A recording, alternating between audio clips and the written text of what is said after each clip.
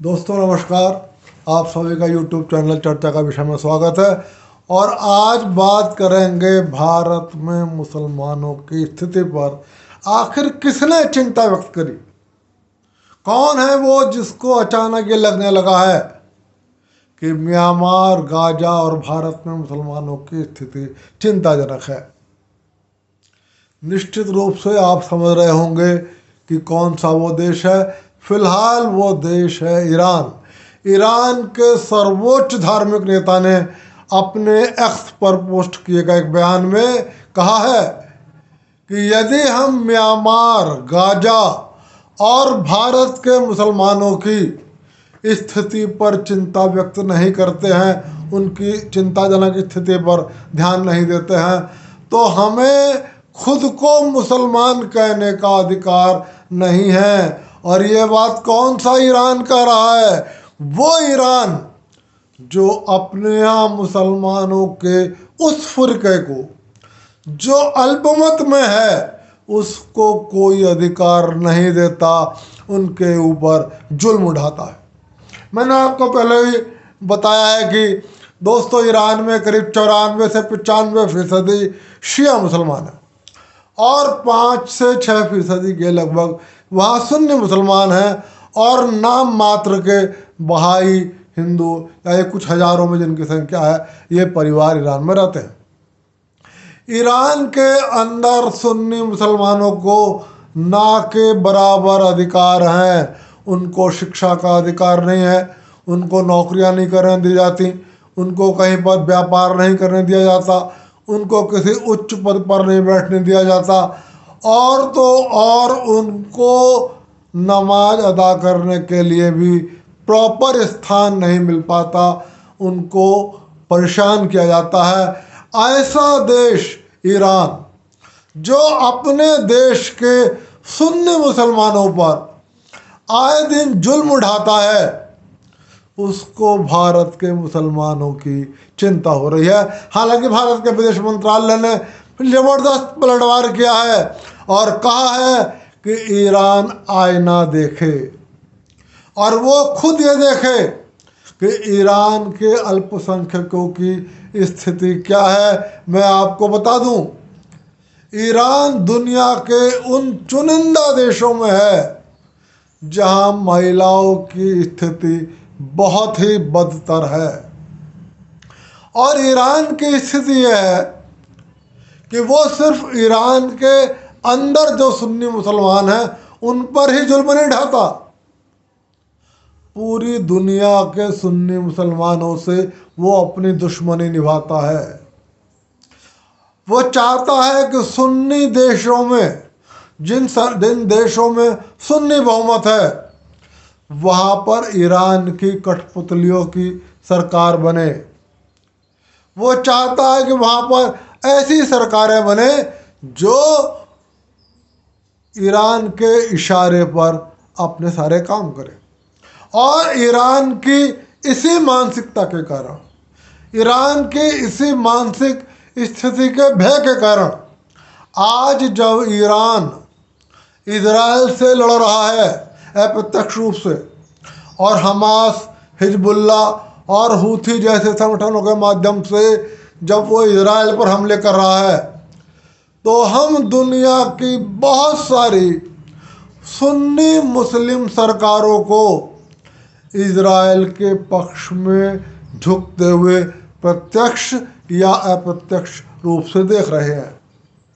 Saudi अरब हो, Bahrain हो, Jordan हो, यूएई हो, और कई देश हैं जो चाहते हैं कि हम ईरान के साथ खुलकर भी ना जाएं, लेकिन ईरान जो चाहते हैं कि हम इजराइल के साथ खुलकर भी ना जाएं, लेकिन इजराइल ईरान को और ईरान के पाले हुए हमास, हिजबुल्ला और हूथी जैसे आतंकवादी संगठनों को करारा सबक सिखाए। दोस्तों, ऐसा नहीं है कि ईरान में सब कुछ भारत विरोधी है। ईरान और भारत के संबंधों में समय समय पर उतार चढ़ाव आया है। यदि मैं बात 1971 के युद्ध की करूं तो उस समय ईरान में शाह रजा पहलवी ईरान के शासक हुआ करते थे, जो कि अमेरिका समर्थक थे। कहा जाता है कि जब भारत और पाकिस्तान का युद्ध हो रहा था तब वो पाकिस्तान को हथियारों की सप्लाई कर रहे थे। भारत का एक दूत गया और उसने ईरान के रजा शाह से कहा कि भाई आप कम से कम पाकिस्तान को हथियारों की आपूर्ति मत करो।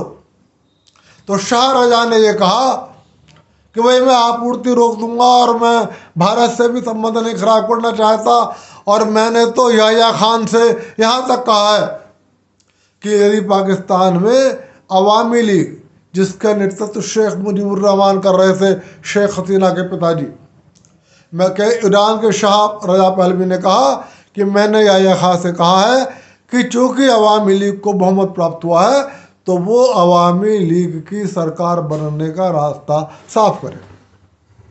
बाद में ये भी पता लगा कि अमेरिका ने ईरान से कहा कि वो अपने फाइटर जेट और पायलट पाकिस्तान को भेजे भारत के खिलाफ लड़ने के लिए। लेकिन तब ईरान ने कहा कि भाई यदि मैं भेजूंगा आपके कहने से तो हो सकता है सोवियत संघ नाराज हो जाए। सोवियत संघ उस समय भारत के समर्थन में खुलकर काम कर रहा था। तो इसीलिए उस समय ईरान ने यह प्रस्ताव रखा कि मैं अपने फाइटर जेट और पायलट जॉर्डन भेज दूं और जॉर्डन उन फाइटर जेटों को और पाकिस्तानों और उन पायलटों को भारत भेज दे। खैर उसके बाद शाह रजा पहलवी का तख्ता उलट हुआ और आयतुल्ला खामनेई की वहाँ पर सत्ता स्थापित हुई। उसके बाद भी पाकिस्तान ईरान में ऐसी लीडरशिप रही है जिसने ईरान के धार्मिक नेताओं को और ईरान के राजनीतिक नेताओं को ये बात समझाई है कि मुसलमान दुनिया के किसी भी अन्य देशों की मुकाबले में भारत में बहुत सुरक्षित तरीके से रहते हैं। और उन्होंने ईरान के खासकर धार्मिक नेताओं से कहा है कि आप भविष्य में भी भारत के साथ अपने संबंधों को खराब मत करना। यदि आपने भारत के साथ संबंधों को खराब किया तो ये ईरान की ऐतिहासिक गलती होगी। और ये किसने कहा? आप याद करिए 2 जनवरी 2020 का दिन, 2 जनवरी 2020 जब अमेरिका के राष्ट्रपति थे डोनाल्ड ट्रंप, आपको याद होगा एक ड्रोन अटैक में ईरान के बहुत पॉपुलर कमांडर कासिम सुलेमानी की अमेरिका ने हत्या कर दी थी। कासिम सुलेमानी वो शख्स थे जिन्होंने ईरान की सैन्य सत्ता को, सैन्य ताकत को आज इस मुकाम तक पहुंचाया।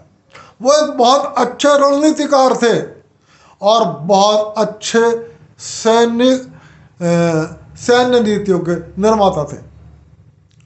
ये कासिम सुलेमानी थे जिन्होंने ईरान के धार्मिक और राजनीतिक नेताओं को कहा था कि यदि आपने भारत के साथ अपने संबंध बिगाड़े तो यह ईरान के हित में नहीं होगा।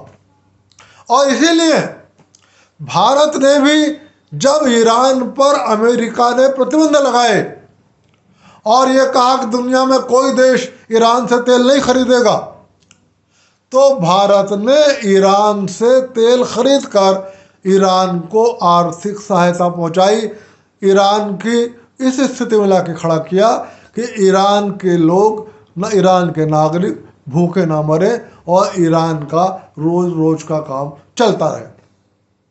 लेकिन ईरान के इन धार्मिक नेताओं को शायद पता नहीं कुछ क्या हो जाता है कि ये कभी ना कभी और किसी ना किसी तरीके से ऐसा बयान दे देते हैं जो भारत तो छोड़ दो, ईरान के भी कुछ लोगों को के लिए असहज स्थिति पैदा कर देता है।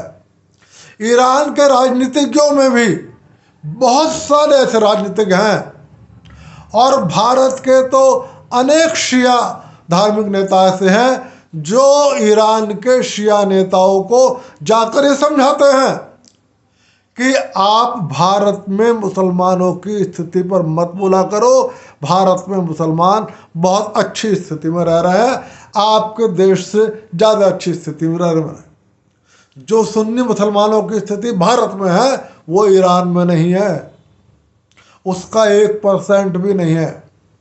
लेकिन ईरान को शायद लगता है अचानक ऐसी बयानबाजी करके कि वो दुनिया के मुसलमानों का नेता बन जाएगा, और इसलिए वो इस तरीके की बयानबाजी करता रहता है। दोस्तों, ईरान ने एक और बार नाराज़गी व्यक्त करी थी। मैं आपको बता दूं कि जब अफगानिस्तान में तालिबान और अमेरिकी सेनाओं के बीच युद्ध चल रहा था और अफगानिस्तान में अमेरिकी समर्थक सरकार बैठी हुई थी, तब ईरान ने तालिबान के एक गुट से संबंध बनाने का प्रयास किया था। हालांकि भारत इस बात के विरोध में था, और क्योंकि ईरान एक तरफ अमेरिकी समर्थक सरकार को भी अप्रत्यक्ष समर्थन दे रहा था और दूसरी ओर उसने तालिबानियों के भी एक गुट से संपर्क साधा था। इसी दौरान आपको याद होगा कि भारत ने अफगानिस्तान में एक सलमा बांध बनाया था जिसकी लागत करीब 2000 करोड़ के आसपास थी। उसमें एक नदी है, शायद हरी रुद नदी हो सकता है, नाम में कुछ कन्फ्यूजन हो, ऐसी कुछ नाम है हरी रुद नदी, उस पर वो बांध बनाया गया था। ईरान ने उस बांध पर चिंता व्यक्त की थी और इससे और कहा था कि अफगानिस्तान का ये बांध बनने से ईरान का पानी कम हो जाएगा, ईरान के हिस्से में कम पानी आएगा। इस बात पर उसने उस समय भारत से नाराजगी व्यक्त करी थी। लेकिन उसके बाद फिर वो दोहराया था कि जब ईरान पर कड़े प्रतिबंध लगाए गए थे, तो इससे पहले मनमोहन सिंह की सरकार ने भी ईरान से तेल खरीद कर ईरान को सहूलियत प्रदान करी थी, और जब प्रधानमंत्री नरेंद्र मोदी की सरकार आई तब नरेंद्र मोदी की सरकार ने भी ईरान से तेल खरीद कर ईरान को सहूलियत प्रदान करी। कहने का मतलब यह है कि भारत की कांग्रेस सरकार रही हो या भारत की भाजपा सरकार रही हो, उसने ईरान की मदद करी, ईरान को अमेरिकी प्रतिबंधों से बचाने का प्रयास करा। उसने इस तरीके से ईरान के साथ व्यापार किया कि ईरान के रोज़मर्रा के कामकाज चलते रहे, वहाँ की जनता भूख से ना मरे, ईरान को खाद्य सामग्री भेजी, ईरान को दवाइयाँ भेजी। लेकिन फिर भी जब ईरान की ओर से ऐसा बयान आता है तो बहुत चिंता भी होती है, बहुत दुख भी होता है और बहुत शर्म की बात भी होती है। मैं ईरान के नेताओं से सिर्फ ये कहूँगा कि अनावश्यक बयानबाजियों से बचना सीखिए।